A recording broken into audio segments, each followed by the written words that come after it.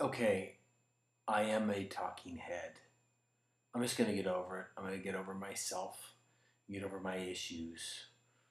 I feel like I want to be here and I want to do what I'm doing.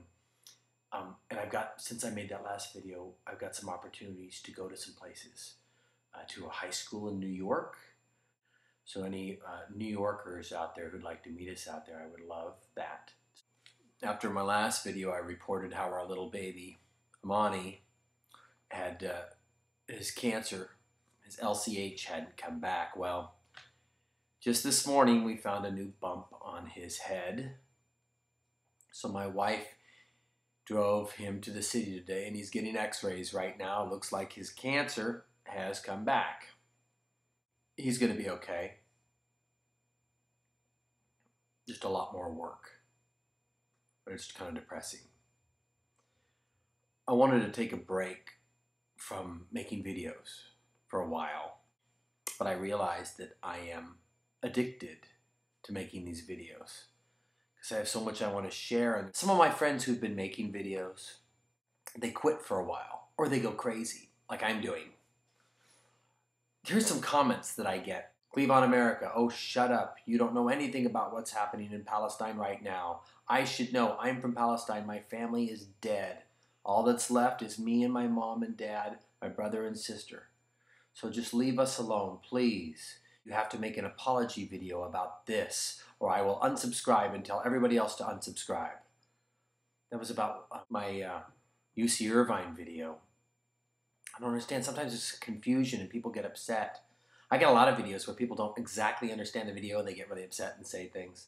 We already respect the Muslims too much. We let them stay in our countries. Oh, it's okay. There's a concept right there. We let them, this is what American might say too, we let them stay in our countries. Like somehow Christians own the land, the Muslims are guests, unwelcome guests. We let them stay in our countries. We house them and feed them. Only for them to shout slogans like Europe is the cancer, Islam is the answer. Kind of funny, it makes it sound like the ones that you're housing and caring for are the same ones who are assaulting you. Bret, another suicide bombing from the people who say they are oppressed and misunderstood. More innocent people dead, including female bombers, brainwashed. It's all because of the violent Allah. Now, is that the Arab Christian Allah, or the Hebrew Allah, or the Muslim Allah, which means God? This guy's got a problem with God. Oh. Then I have all these wonderful people who are friends, Muslims and non-Muslims, who've got the most witty and wise and interesting and insightful, supportive things to say. Someone told me he was going to kick me in the balls yesterday. A little death threat here and there. It makes you crazy. Wonderful compliments and praise and then threats. We just had an arrest in America yesterday. Some Christian terrorists bent on taking over America. And there's another group called God Hates America. And it's a bunch of Christians. And they're protesting military funerals. If they were saying Allah hates America and they were protesting, we'd probably arrest them. But for some reason, they're getting away with it because it's God and not Allah, which God means Allah. Allah means God. The Russia event, the suicide bombing in Russia, happened to be Islam related. There's another event that weighs heavy on the shoulders of the peaceful Muslim world. I think it's time we start looking at these situations instead of blaming Islam and start looking at the situations, each individual situation. My dad's a very wealthy man. He used to be a very poor young man. He remembered stealing something when he was a young man. He says, I don't steal anymore. He says, I don't know whether it's because I've become honest or it's because I've become so wealthy that it looks like I'm honest. And I don't know. So it makes you wonder how much of the behavior that we hate is behavior that we do not portray because we don't have to portray that behavior, because we're in an environment where we have so many luxuries and so many wonderful things thrust upon us that we wouldn't even consider doing some of the things that other people do.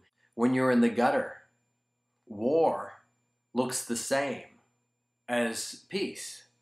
When you're on a mountaintop, living in luxury, war and peace look really different because you actually have something to lose. I am not an authority on anything other than the contents of my own heart.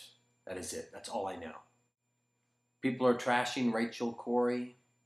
If I was running the bulldozer that ran over Rachel Corrie and I was working for the Israeli army, I would have made a phone call and I would have said, I'm shutting down this bulldozer until you get somebody out here to grab that young lady, handcuff her, and take her off the site, because I'm not going to risk hurting anybody. Not doing that is either laziness or arrogance or both. Some Israeli leaders calling British leaders dogs, and Israeli leaders allowing people to shoot at innocent Palestinians and kill them, take away their wells, all those sorts of things. Snubbing Joe Biden when he showed up. Those events are starting to creep into the American psyche. That level of arrogance and hubris is starting to turn the tide on the media about Israel. And Israel is going to be very, very sad to find that the media is not playing them as a favorite son anymore, and the Palestinians are going to start getting a greater voice. But Bret, I'm noticing you criticize Israel, but you never ever criticize Palestinian, Hamas, or any other Arab group. You are a hypocrite. The reason I'm not criticizing the Palestinians and Hamas, because I believe that the Palestinians' mindset and the Hamas mindset is born and fed because of the Israeli occupation. Israel holds the cards. Israel holds the lock. Israel holds the key. Israel holds the key. America stands next to Israel and they hold the key together. That's why I criticize Israel. I know that Hamas and I know a lot of Palestinians are doing horrible things too, but they're doing these things under the thumb of oppression. Why don't you say it's time for change. Say peace. Peace. And love. And love. Love. Yay.